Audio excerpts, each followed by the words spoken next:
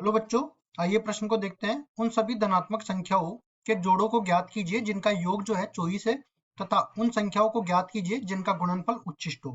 प्रश्न को हल करने से पहले इसकी मुख्य अवधारणा के बारे में चर्चा कर लेते हैं। मुख्य अवधारणा, तो यहाँ पे जब जब भी हमें उच्चिष्ट और निम्निष्ट की बात करते हैं तो हम लोग जाते हैं अवकलज के अनुप्रयोगों में।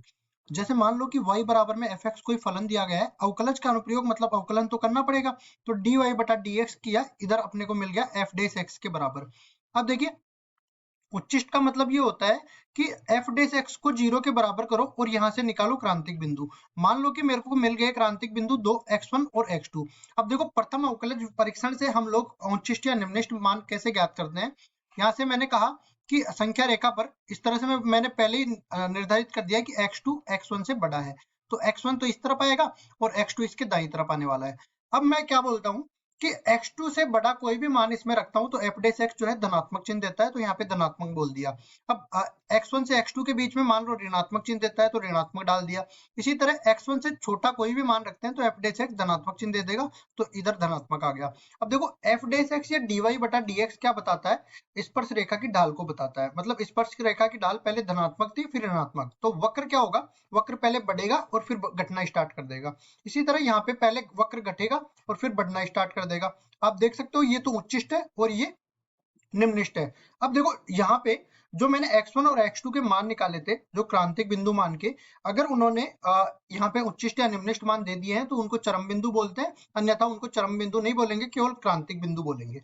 अब चलते हैं आगे, सवाल को कैसे हल करेंगे वो देख लेते हैं। सबसे पहले हमें बोला गया है कि ऐसी संख्याएं देखनी है जिनका योग 24 हो। तो मैंने बोल दिया माना पहली संख्या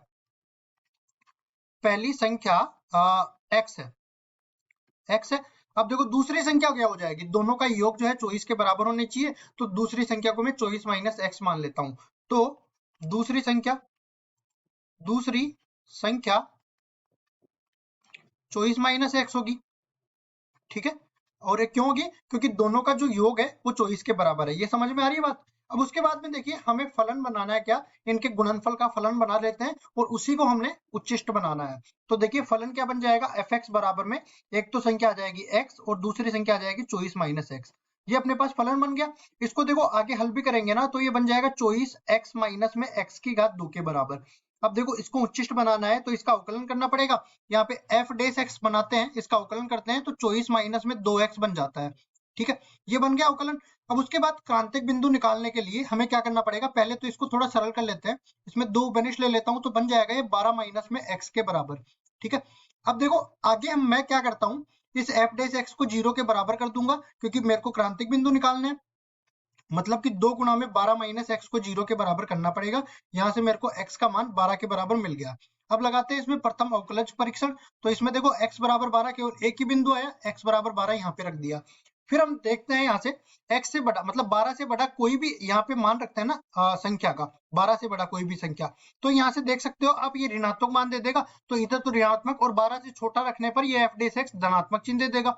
तो यहाँ से हमने पहले ही क्या देखा था, पहले धनात्मक ढाल है और फिर ऋणात्मक ढाल है, मतलब वक्र पहले बढ़ रहा होगा और फिर घटना स्टार्ट कर देगा। तो यहाँ आप देख सकते हो x बराबर 12 जो है उच्चिष्ट का बिंदु आ गया। और हमें क्या करना है, हमें उच्चिष्ट का बिंदु केवल निकालना है और वो संख्याएं निर्धारित करनी है। ये x का मान हमें उच्चिष्ट का बिंदु देगा।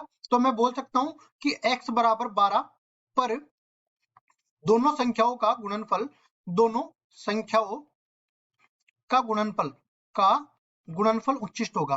गुणनफल उच्चिष्ट होगा, ये मैंने बोल दिया। अब देखिए पहली संख्या तो अपने पास आ गई x बराबर 12, तो बोलूंगा पहली संख्या ये अपने पास आ गई किसके बराबर, x बराबर 12 के बराबर। तो दूसरी संख्या किसके बराबर आ जाएगी, दूसरी संख्या 24 माइनस एक्स मैंने माना था, तो 24 माइनस एक्स किसके बराबर आ जाएगा, 24 माइनस 12 मतलब 12 के बराबर। तो दोनों ही संख्या अपने पास 12 आ गई।